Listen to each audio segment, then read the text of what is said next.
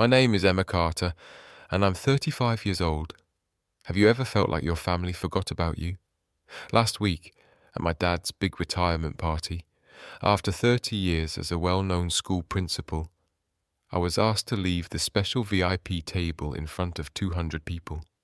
I wasn't loud or late. They said I was just an elementary school teacher who made the family look bad.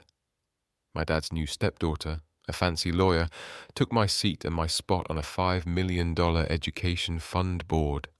I stood there, shaking, feeling so embarrassed. But then something amazing happened. My quiet husband stood up, walked to the microphone, and everyone in the room got quiet. What he said about who he really was changed everything in less than a minute. My dad's face, the crowd's gasps, and my stepmom's dropped wine glass.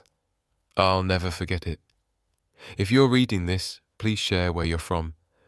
I'd love to know if you've ever felt pushed away by your family for not being successful enough. Now, let me tell you about that night.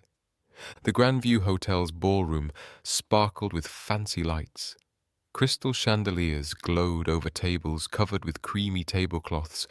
Each table had white flowers that probably cost more than my weekly grocery shopping. This wasn't just a party. It was my dad, William Carter's, big goodbye to his career. He made sure every important person in education was there. My husband, Ethan, and I got there 15 minutes late because of traffic. I fixed my blue dress, the best one I had, bought 3 years ago for a teaching award. Ethan looked nice in his plain black suit, but I noticed he kept checking his phone. "Is work okay?" I asked as we walked in. "Just some last-minute stuff," he said, holding my hand. "Don't worry."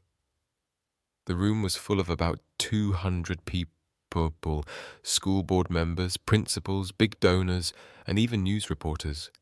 A photographer took pictures near a stage with a huge sign that said, "Celebrating Principal William Carter, 30 years of greatness in education." My dad stood by the entrance in a fancy grey suit that probably cost more than I earn in 3 months teaching.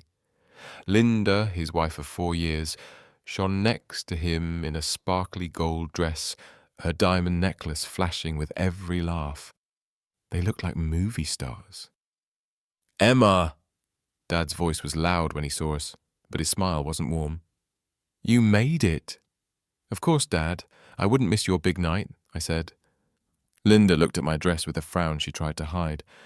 "How sweet of you to come." "Sophie's been here for an hour talking to important people," she said. Sophie was Linda's daughter, the successful one. "There was traffic," I started to say. "No need for excuses," Linda said smoothly. "Let's get you to your table." As we walked through the crowd, I saw a news crew setting up cameras.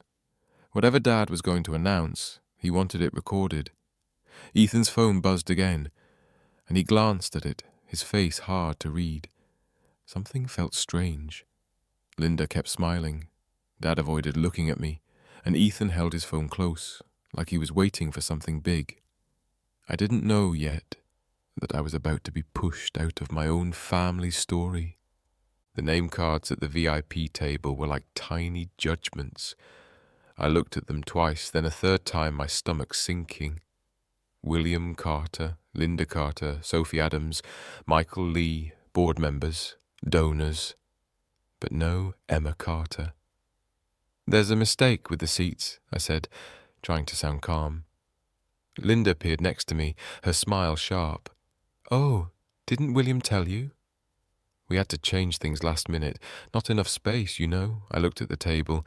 8 chairs, 7 cards, 1 empty seat next to Sophie, who was chatting happily with Michael Lee, the Education Fund's chairman. "But I'm his daughter," I said softly. "Of course, dear," Linda said. "You're at table 12 over there." She pointed to a table near the back, hidden behind a pillar with other teachers. "Won't that be nice? You'll have lots to talk about." Ethan's jaw tightened. "This is her dad's retirement party," he said. "We're so glad you're here," Linda said, already turning away. "Sophie, tell Mr. Lee about your latest case." Sophie looked up, smiling perfectly. "Oh, Emma, didn't see you." "You look cozy." Her eyes flicked over my old dress. Linda was just telling everyone I'm the youngest senior associate at my law firm. Her words hurt on purpose. I froze, staring at the empty spot where my name should have been. Dad came over, fixing his tie. "Dad, why am I not at your table?" I asked. He looked uncomfortable. "Linda thought Sophie's connections would help the fund more. It's just business, Emma. Just business." My own dad made me feel like I didn't belong for business reasons. Ethan stepped forward, his voice steady. "Where is Emma supposed to sit?" "Table 12 is fine," Dad said, not looking at me. "Lots of great teachers there." Great teachers meant people who weren't important enough for the VIP table. Sophie laughed, talking to Michael Lee about business deals. She was in my seat, living my moment, and everyone was okay with it. Ethan's phone buzzed. He looked at it, and something like a smile crossed his face. "Come on," I whispered, pulling his arm. "Let's go to table 12. But I felt like I'd been kicked out of my own family. Table 12 felt like a punishment. As we walked there, Linda's voice carried over the music. "This is Sophie, my daughter," she said to some donors. "She's a senior associate at a big law firm. She won a huge case for a famous foundation." Then she added, "Oh, that's William's daughter, Emma, going to the back. She teaches at a public elementary school." The way she said public made it sound bad. Ethan held my hand under table 12's plain tablecloth, so different from the VIP table's fancy silk. Around us were 5 other teachers, looking uneasy in their best clothes, knowing they were in the cheap seats. "You teach 3rd grade, right?" asked Mrs. Wong, a middle school math teacher. "I heard you won Teacher of the Year." "I did," I said, forcing a smile. "That's great," she said, but we both knew it didn't get me to the VIP table. Across the room, Sophie talked confidently about laws with someone important. Linda kept pointing at her, making sure everyone knew Sophie was her daughter, the successful one. Dad worked the crowd, introducing Sophie to 12 people in 15 minutes. He passed our table twice without stopping. Ethan squeezed my hand. His phone lit up with a message. "Confirmation received. Ready when you are." "What's that?" I asked. "Just work," he said, but his voice sounded different. "Are you okay?" "I'm fine," I lied. "No, you're not," he said, his kind eyes meeting mine. "And you shouldn't have to be." From the VIP table, more laughter came. Linda was now bragging about Sophie's Harvard law degree, loud enough for us to hear. "We're so proud of her success. It takes real drive to get that far drive, unlike teaching kids to read, I guess." Mrs. Wong leaned over. "Family parties can be tough," she said kindly. I nodded, watching Dad smile at Sophie as she showed him something on her phone, probably her latest bonus. Meanwhile, I had 28 handmade thank you cards from my students in my desk, but those didn't help with networking. Ethan typed something on his phone and put it away. "Whatever you're planning," I whispered, "don't. It's not worth it." He kissed my forehead. "You're always worth it." The lights dimmed as Dad took the stage, tapping the microphone like a pro. Everyone turned to him, and the photographer got ready for the perfect picture. "Thank you all for coming tonight," Dad said, his voice strong like the principal I grew up admiring. "As I end my career, I'm so grateful." He thanked the school board, other principals and donors. Then he talked about family. My heart beat faster. "I'm blessed with a wonderful family," he said, pointing to the VIP table. "My amazing wife, Linda, who's been my support for 4 years, and I'm so proud to have Sophie Adams here, Linda's daughter, who I think of as my own." As my own. Those words hurt like ice. Sophie just became a senior associate at her law firm, the youngest ever. She went to Harvard Law and graduated with honors. She shows what education can do. Hard work, excellence, and reaching the top. The crowd clapped loudly. Sophie stood, waving in her red designer dress, looking like a star. The photographer took lots of pictures. I waited for Dad to mention me. He didn't. He moved on to thank the catering staff. That was it. His daughter, who became a teacher just like him, got no mention. 30 years in education, and he couldn't talk about me. Mrs. Wong touched my arm. "I'm sorry," she said. "I'm okay," I said, surprised at how calm I sounded. But inside, I remembered Dad missing my college graduation for Linda's cruise, forgetting my birthday twice, and the Christmas dinner where Sophie's promotion was all anyone talked about while my teaching award was ignored. "You know what?" Ethan said suddenly. "I just remembered something." "What?" "When you won that teaching award, you were so excited you called your dad right away." He paused. "He said he'd call back." "Did he?" The answer hurt. No, he never called back. On stage, Dad told a funny story about his first day as principal. The crowd laughed. He was charming, a great leader, everything a dad should be, except to the daughter who let him down by choosing teaching over something fancier. Ethan's phone buzzed. He read it and smiled for the first time that night. "What?" I asked. "Just remembering why I married a teacher," he said. "And why that matters more than anyone here knows. If you've ever felt invisible in your family or like your work isn't good enough because it's not flashy, please share your story." I read every comment, and it helps to know we're not alone. Now, let me tell you how things got worse, because Dad's next announcement changed everything I thought I knew about my place in the family. Dad went back to the microphone looking serious, like when he told me about marrying Linda. "Now for the big news," he said, and the room went quiet. The Carter Education Fund got $5 million from TechSmart Corporation. The crowd murmured, impressed. That was a lot of money, even for these rich people. "This fund will give scholarships and help new education leaders," Dad said. "And tonight, I'm thrilled to say who will take my place on the fund's board when I retire." My heart stopped. This was it. 3 years ago, he promised me that job. "When I retire, Emma, you'll carry on the family tradition," he'd said. "Your teaching experience will help so much." But then he said, "I'm happy to announce that Sophie Adams will join the board as my replacement." The room clapped loudly. Sophie stood, fixing her dress, waving like she won a prize. Linda smiled, pretending to wipe tears. I sat still, unable to believe it. 3 years of preparing, researching teacher programs, writing ideas for classroom funding. All gone. "Sophie brings a special view," Dad said. "Her law skills and business connections will make the fund bigger than we ever dreamed." "Law skills for a teacher fund?" Ethan held my hand tightly. "That job was yours," he whispered. "I know," I said. "But it was worse than losing the job. This fund would decide scholarships for hundreds of teachers like me.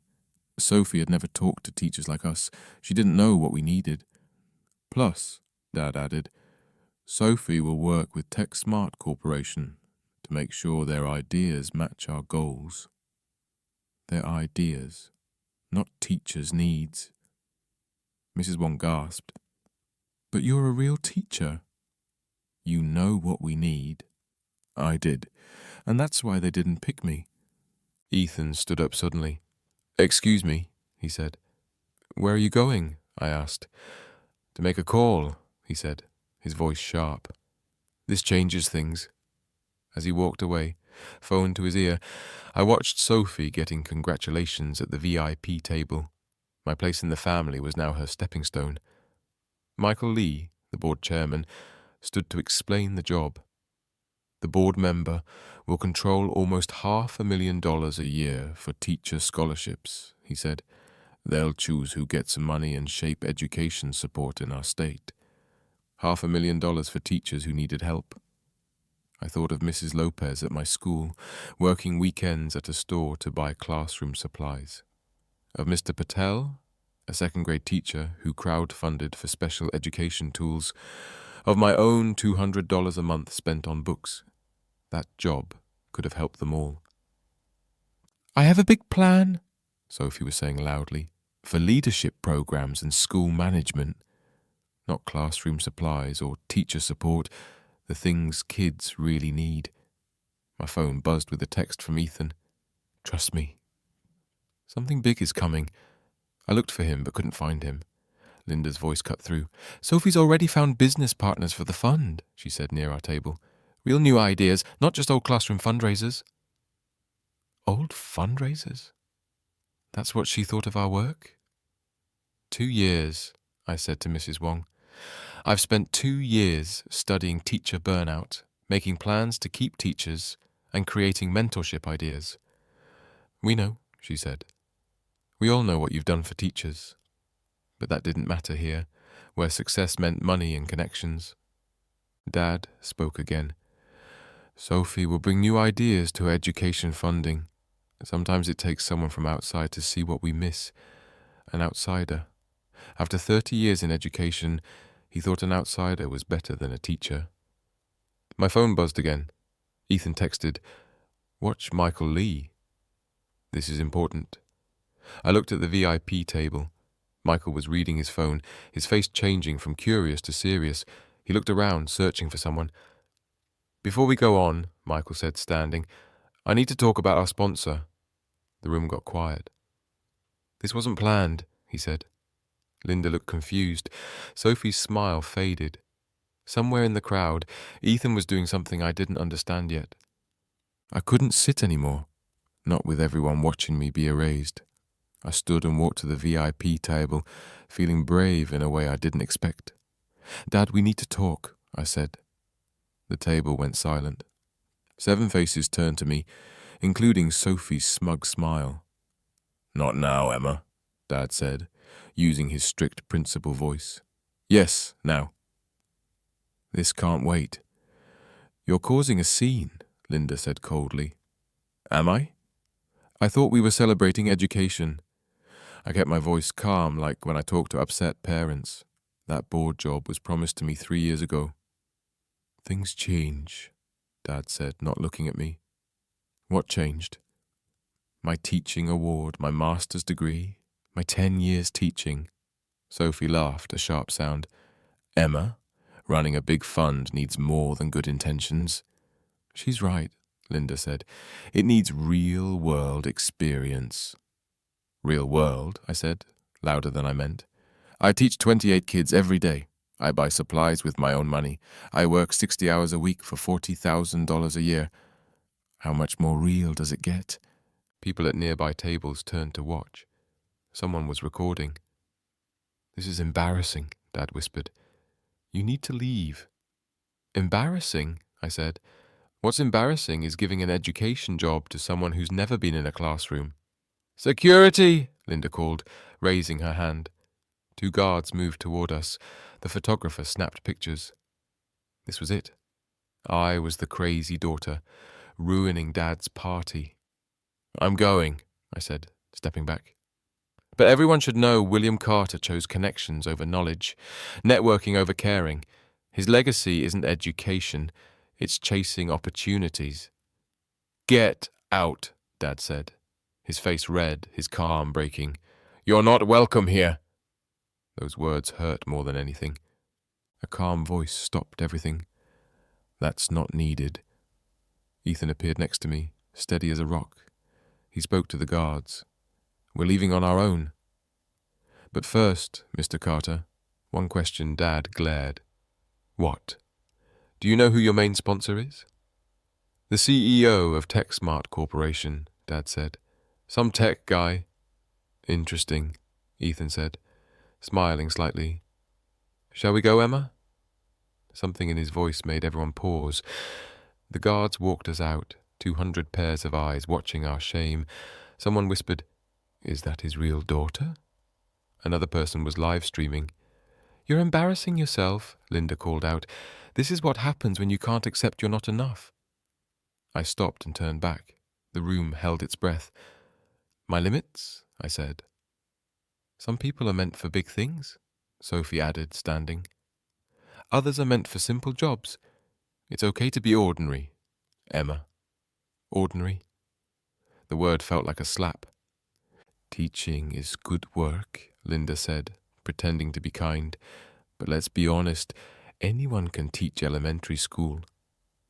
It takes real talent to succeed in law or business. Anyone can teach. I thought of Lucas, my student with dyslexia, who learned to love reading, of Mia, who started talking in my class after being silent, of the 17-hour days, the special lessons, the endless patience. You're right, I said quietly. Anyone can stand in a classroom. Not everyone can teach. There's a difference. Dad stood, his face dark with anger. Security, get them out. Robert, Michael Lee said, maybe we should stay out of this. Family business, Linda snapped. Family business. Being shamed in public was family business.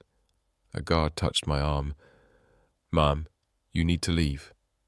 Don't touch my wife, Ethan said, his voice gentle but firm. The guard stepped back.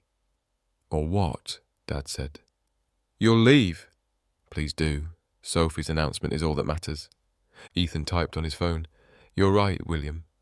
Sophie's announcement matters to a lot of people. What's that mean? Linda asked. You'll see, Ethan said. Michael, check your email. I sent something important. Michael frowned, reading his phone. His eyes widened. What did you... Dad started. Nothing that wasn't already happening, Ethan said calmly. Emma, let's go. We don't need to be here for what's next. As we walked out, I heard Michael's urgent voice. William, we need to talk now. The last thing I saw was Dad's confused face as Michael showed him his phone and Linda's calm starting to break. We were almost at the doors when Ethan stopped. Actually, I changed my mind. He turned back, walking with purpose. I'd never seen him like this. Usually he was quiet, happy to stay in the background. Ethan, what are you doing? Something I should have done when they moved your seat. He climbed the stage steps quickly. Excuse me, Mr. Carter, he said into the microphone, his voice strong. One quick question before we go. Dad looked furious. Get off that stage. Just one question. You said TechSmart Corporation is giving $5 million. That's big. Do you know much about TechSmart? What kind of question is that? Linda yelled. Security! But Michael raised his hand. Let him speak, William. This matters. Ethan kept going, calm as ever. TechSmart makes technology for schools that don't have much money. They believe every kid deserves a good education, no matter where they live. I said they, but I meant we. The room went silent. Even the waiters stopped. TechSmart was started 5 years ago by someone whose mum was a public school teacher, Ethan said. She spent her own money on supplies, worked weekends for free, and never got the respect she deserved. Sound familiar? He looked at Dad. The founder promised to support teachers with real help, not just words or pictures. Ethan's voice got stronger. He believed teachers like Emma, who stay late helping kids, spend summers making new lesson plans, and see potential in every student, deserve better than a seat in the back. What's your point? Dad asked, his voice weaker. My point is, TechSmart's money comes with rules. They care about who runs their donations. Michael was typing fast on his phone, looking worried. Ethan, I whispered, starting to understand. The late-night calls, the education books by his bed, the way he always knew what my classroom needed. The contract says, Ethan said, still calm, that the fund must be run by people who understand classrooms. It says board members should be teachers or have teaching experience. He looked at Dad. Should I keep going? Sophie laughed nervously. This is silly. You can't mean... I'm not suggesting, Ethan said. I'm reading a legal contract your dad signed 6 weeks ago. Dad grabbed the contract from Michael, reading it fast. His face went pale. Also, Ethan said, TechSmart can take back the money if these rules aren't followed.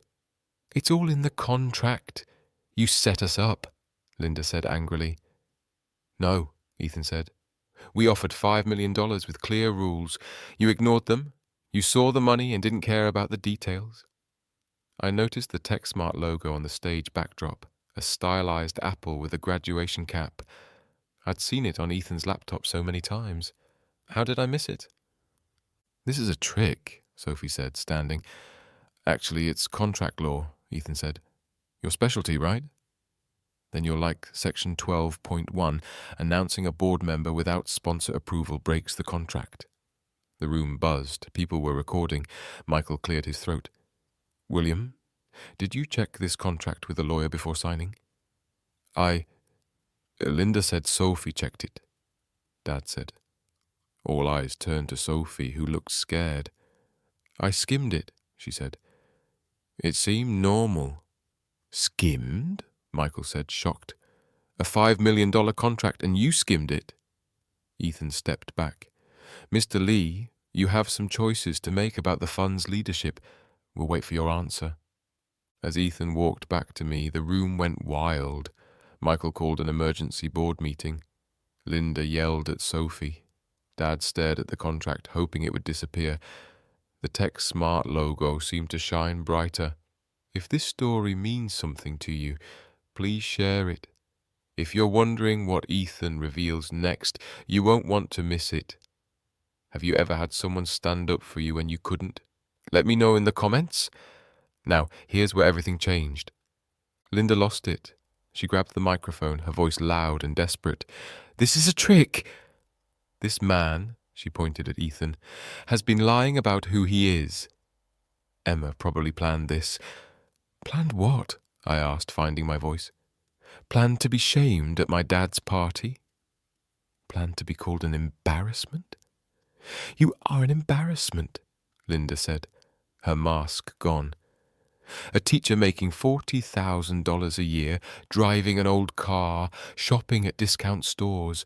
Do you know how hard it is for Sophie and me to explain you at fancy events? The crowd gasped. Someone whispered, She said that out loud. And you, Linda turned on Ethan, pretending to be nobody when you're... When I'm what? Ethan asked calmly. A man who loves his wife, who's proud she teaches kids, who thinks her work matters more than any business deal? Sophie took the microphone. This changes nothing. I have the skills. I have the connections. You know nothing about education, I said, stepping forward. Name one teaching method, one way to manage a classroom, one way to help kids with learning challenges. Silence. That's what I thought. Skills don't matter when you're a natural leader, Sophie said. Some people are born for big things. Others are just teachers. Just teachers. Dad spoke up. Emma never had big dreams. I tried to push her toward law or business, something important, but she chose this. This, a decade of teaching, turned into a disappointment. You're right, I said, my voice clear. I chose this. I chose to make a difference every day. I chose to be the person kids trust. I chose meaning over money. How sweet, Linda sneered. And lucky your husband's money lets you play teacher without worrying about bills. The accusation hurt. Everyone watched our family fall apart, phones recording every word. My wife, Ethan said softly, has never used TechSmart's money. She doesn't even know the full story. He stopped. Actually, it's time everyone knew who deserves respect here. He walked back to the stage and no one stopped him. Ladies and gentlemen, I have an announcement, Ethan said, standing tall with a quiet strength I'd only seen when he talked about fixing education. The room went silent. My name is Ethan Carter, he began. I took my wife's last name when we married. She doesn't know this, but I did it to honor the only Carter who truly understands education. My breath stopped. He'd never told me why he took my name. 5 years ago, he said, I saw my wife come home crying because she spent her whole paycheck on classroom books. That same night, she stayed up until 3 a.m., making special lesson plans for each student. His voice was clear and strong. That's when I decided to build something to help teachers like her. He looked at the crowd. Every CEO, every lawyer, every successful person here started with a teacher. Someone who saw their potential, stayed late to help, believed in them. But we forget them, don't we? We get successful and think teachers aren't good enough for our fancy parties or VIP tables. This is just talk, Linda said weakly. No, Ethan said. This is the truth. Emma has changed more lives in 1 year of teaching than most of us will in a lifetime. Her students write to her years later. Parents say she changed their kids' paths, but tonight she wasn't good enough for the family table. He showed a picture on the screen behind him, my classroom, full of student art, certificates, and thank you notes. This is real success, he said. This is what matters. His voice grew stronger. If William Carter can't see that, if he values connections over knowledge, then he doesn't deserve TechSmart's money.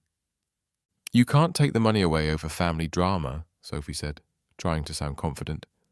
I'm not, Ethan said. I'm taking it away because you don't share our values. The contract says the fund must support classroom teachers. Giving it to someone who's never taught breaks our mission. Redirect where? Michael asked sharply. Ethan looked at me, his eyes full of love. To someone who deserves it. He spoke clearly. I'm Ethan Carter, founder and CEO of TechSmart Corporation. The room exploded. Gasps, shouts, chairs moving as people stood. The photographer's camera clicked fast, capturing the moment Dad's world fell apart. That's impossible, Linda stammered, grabbing the table. You're nobody. You drive an old car. You shop at budget stores. I do, Ethan said, because I'd rather put money into classrooms than fancy things. Dad sank into his chair, his face pale. You've been lying for 7 years. I never lied, Ethan said. You never asked. You assumed a quiet man who supports his teacher wife isn't successful. Your judgment blinded you. Sophie's phone rang. She answered, her face pale. I understand, sir, she said, hanging up. That was my boss. The law firm wants to talk about reputation damage.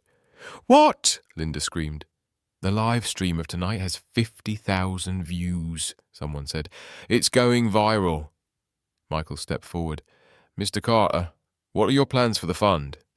Ethan looked at Dad. TechSmart is pulling all funding from the Carter Education Fund. Effective now. You can't, Dad shouted. We have a contract. Which you broke when you announced Sophie's job without our approval, Ethan said. Your lawyer should have caught that. He glanced at Sophie. Oh, wait. The irony was huge. Sophie's mistake gave Ethan the perfect way out. Also, Ethan said, I'm starting a new fund, the Emma Carter Excellence in Teaching Foundation. $5 million, run by teachers, for teachers. The teachers at Table 12 clapped, then Table 11 joined. Soon, half the room was cheering, the teachers and support staff who knew what mattered. Michael, Ethan said, I'd like you to consider leading the new foundation. We need someone honest like you. Michael looked at Dad, then Ethan. I'd be honored. This is stealing, Linda screamed. We'll sue. Go ahead, Ethan said. The news will love it. Principal's wife calls teachers embarrassing. Sounds great. Dad stood slowly, his pride broken. Emma, you've ruined everything, he said. But I wasn't looking at him.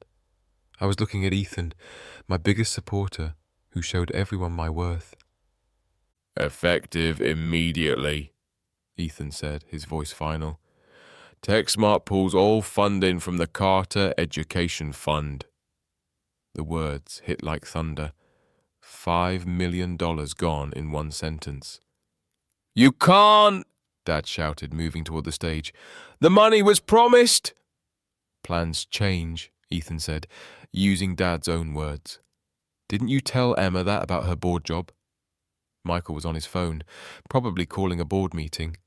Other board members whispered, panicked. This is mean, Sophie said, her voice shaking. You're hurting a fund that helps kids because of a family fight. No, Ethan said. I'm giving the money to people who understand education. The contract says TechSmart's money must support teachers. Giving it to someone who's never taught breaks our rules. She was going to learn, Linda said desperately. From who? Ethan asked. The teacher you called an embarrassment? The daughter William didn't mention in his speech? Live stream comments scrolled on a nearby phone. Justice! Finally, someone stops favoritism. That teacher deserves better. William, Michael said. Given this, the board needs to meet now. Sophie's job is cancelled without funding. This is a plot, Linda said. You planned this. We planned nothing, I said. You made this happen with your choices. Every insult, every time you made me feel worthless, you built this. Dad's shoulders slumped. In 1 minute, he went from a celebrated principal to the man who lost $5 million through pride and favoritism. Teachers deserve better, Ethan said. They need leaders who understand their struggles, who value their work, not see them as embarrassing. Please, Dad said quietly, his fight gone. The fund helps teachers. And it still will, Ethan said. Just not under your name, not with leaders who think teachers are less than. A reporter asked, Mr. Carter, is this personal? Ethan thought for a moment. It's about values. If you can't respect teachers, you shouldn't control their funding. Simple as that. The guards who almost kicked us out stood confused, looking to Ethan for direction. We're done, he said. Ethan went back to the microphone one last time. Before we leave, I'm announcing the Emma Carter Excellence in Teaching Foundation. His voice was full of pride, making my eyes tear up. $5 million to support teachers who do the real work of shaping the future. Table 12 stood, clapping. Mrs. Wong was crying. This foundation will give grants for classroom supplies, pay for teacher training, and help teachers with stress. He looked at me. It will be led by someone who knows what teachers need because she is one. You want me to? I couldn't finish. If you'll take it, Ethan said softly. I never told you about TechSmart because I wanted you to love me for me, not this. I know, I whispered, thinking of all the times he supported me quietly. This is crazy, Linda said, her voice breaking. You can't start a new foundation. It's not new, Ethan said. Your fund is gone without money. This replaces it. Michael stepped forward. The board members who care about education would be proud to work under Mrs. Carter's leadership. 30 teachers stood, then support staff, then parents I knew. Half the room was standing, people who understood teaching. Also, Ethan said, TechSmart will match any donation to the foundation tonight. Phones came out.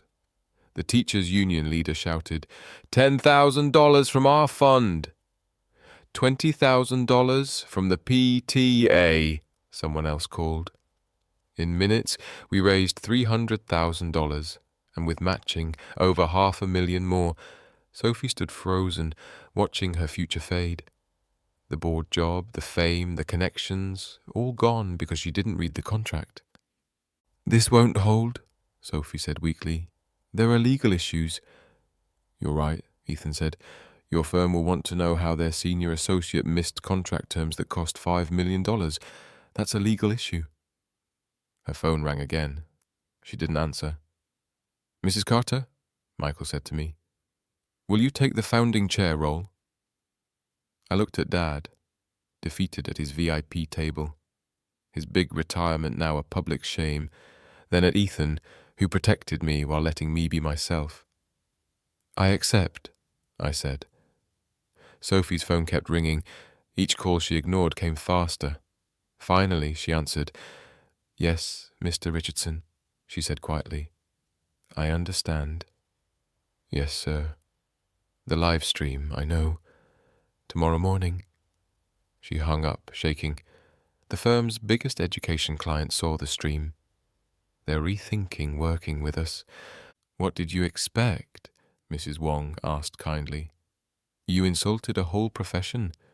Teachers are parents, voters, clients. Sophie hadn't just hurt me. She'd hurt every teacher watching, every parent who valued education. Linda grabbed Sophie's arm. We'll fix this. We'll say you were misquoted. It's live-streamed, Mom, Sophie said flatly. 50,000 views and growing. Legal blogs are calling me the lawyer who skimmed a $5 million contract and called teachers worthless. Her phone buzzed. She read it and laughed, a broken sound.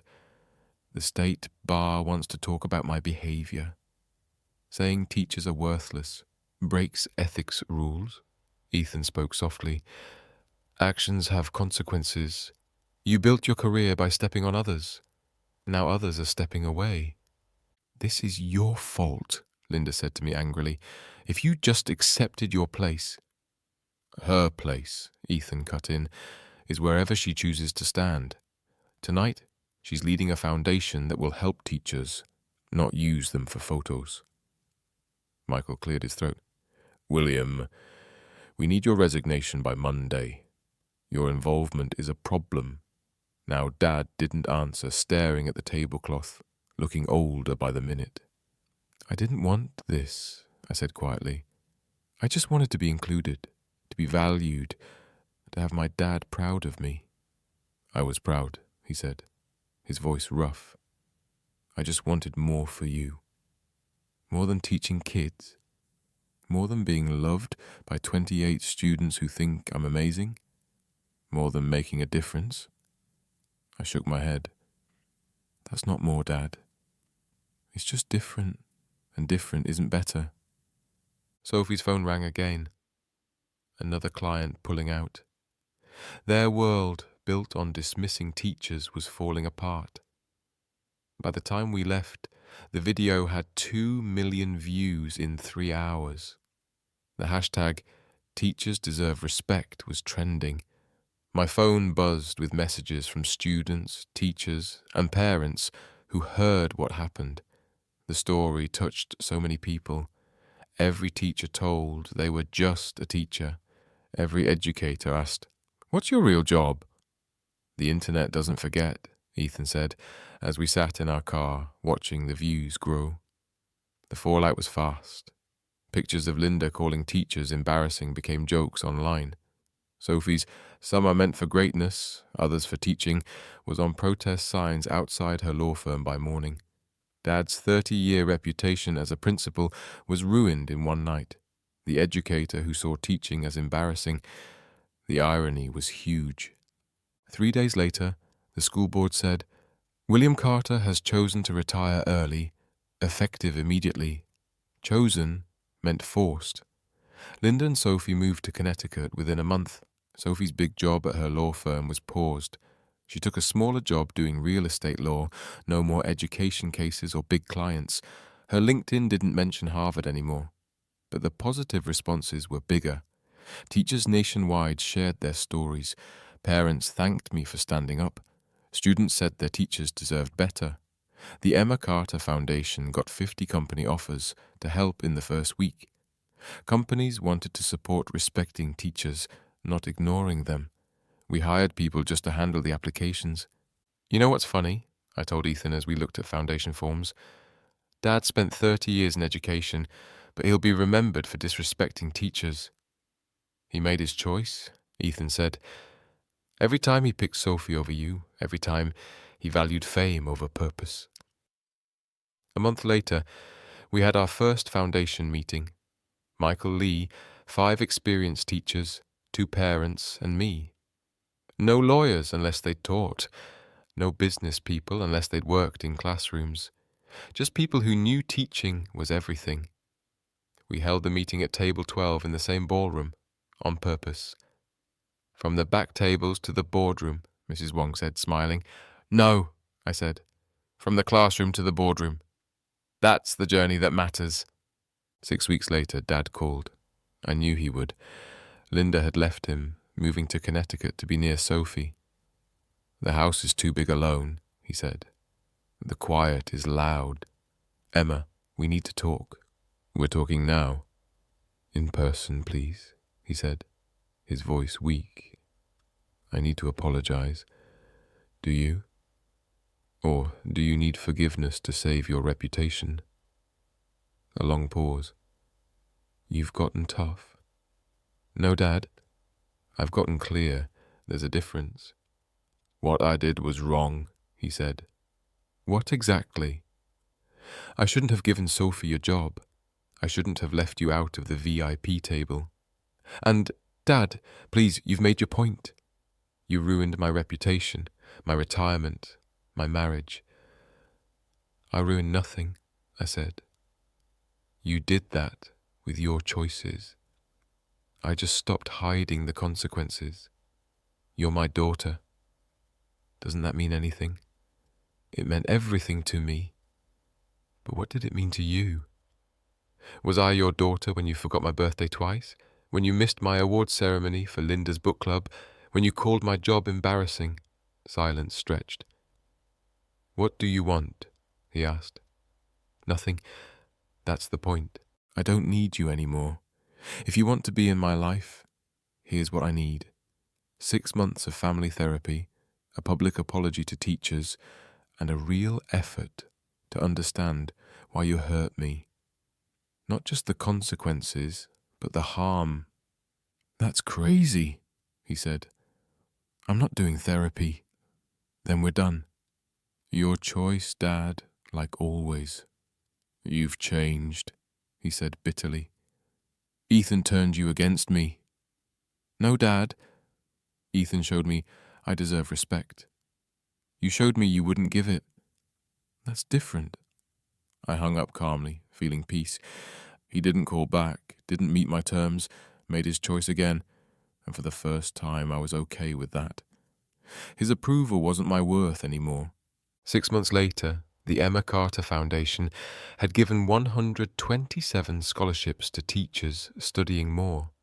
We gave emergency funds to 89 classrooms needing supplies.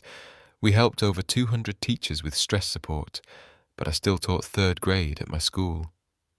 Why don't you quit? A reporter asked. You run a huge foundation. Because I'm a teacher, I said. The foundation helps teachers. How can I do that if I stop teaching? Ethan and I didn't change our life. We lived in our small apartment. He drove his old car. I bought classroom supplies on sale, but now the foundation paid me back, and every teacher who sent receipts. The real change was inside. I stood taller, spoke clearer, set boundaries without guilt. Mrs. Carter! Lucas, my former student with dyslexia, now in 5th grade, ran up in the school hallway. I got into the advanced reading group. That's amazing, Lucas. My mum says it's because you taught me that different isn't less, just different. Different isn't less. My dad's words flipped into something good. Ethan and I were closer than ever. His secret wasn't about hiding, it was about protecting me. He wanted me valued for me, not his money. He wanted Dad to see my worth without knowing about tech smart. Any regrets? I asked him one night as we looked at foundation forms. Just one, he said. I wish I'd stood up for you sooner. You stood up when it mattered most. We'd been trying for a baby for 2 years. The family stress didn't help, but now, with peace and boundaries, things changed. The test showed 2 lines. A teacher's baby, Ethan said, touching my stomach. They'll change the world. Every baby changes the world, I said. Teachers just help them see it. Dad didn't meet my terms. No therapy, no apology, no effort. Linda sent mean emails that went to spam. Sophie became a work-life balance coach online, never mentioning law. But I had 28 kids who thought I was magic, a husband who saw my worth, a foundation helping thousands of teachers, and a baby coming. Different wasn't less. It was everything. Looking back, the biggest lesson from that night wasn't about getting even or winning. It was about knowing my own value, not needing others to see it. Your worth doesn't depend on someone else's opinion. I spent 35 years chasing Dad's approval, measuring myself by his standards, but teaching isn't less than law, caring isn't less than competing, helping others isn't less than status. These are different paths, not different worths. The hardest boundary I set wasn't with Dad, it was with myself. Against doubting myself, against believing criticism, against thinking choosing purpose over fame made me less. Ethan didn't save me that night. He showed what was already true. My work mattered, my choices had value, and my 28 students were as important as any big business deal. The foundation grew bigger than we dreamed. But what makes me proudest? Last week, a former student became a teacher. She said, "Mrs. Carter, you showed me teaching is a superpower." It is. Every teacher reading this, you have superpowers. You shape minds, build futures, catch kids when they fall, and teach them to soar. That's not ordinary. It's amazing. Dad and I haven't talked in 8 months. Maybe we never will. But family isn't about blood. It's about respect. It's the husband who builds an empire to honor your work. It's the students who write thank you notes years later. If you're facing people who make your choices feel small, remember, their failure to see your value doesn't change it. Their need to measure worth by money doesn't define it. Their discomfort with your happiness doesn't ruin it. Set boundaries with love, but hold them strong. You deserve to be celebrated, not just accepted. You deserve respect for your path, especially when it helps others. Sometimes the universe gives you an Ethan, someone who sees you, values you, and shows the world your worth. But even if you're alone at table 12 while others sit at the VIP table, your worth isn't about where you sit. It never was. Thanks for reading my story. If it moved you, please share and let me know. Have you ever had to choose between family approval and respecting yourself? What would you have done in my place? Teachers, what's the most hurtful thing someone said about your job? Let's lift each other up in the comments. Remember, you deserve to be valued for who you are, not who others want you to be. Until next time, stay strong and keep setting those boundaries.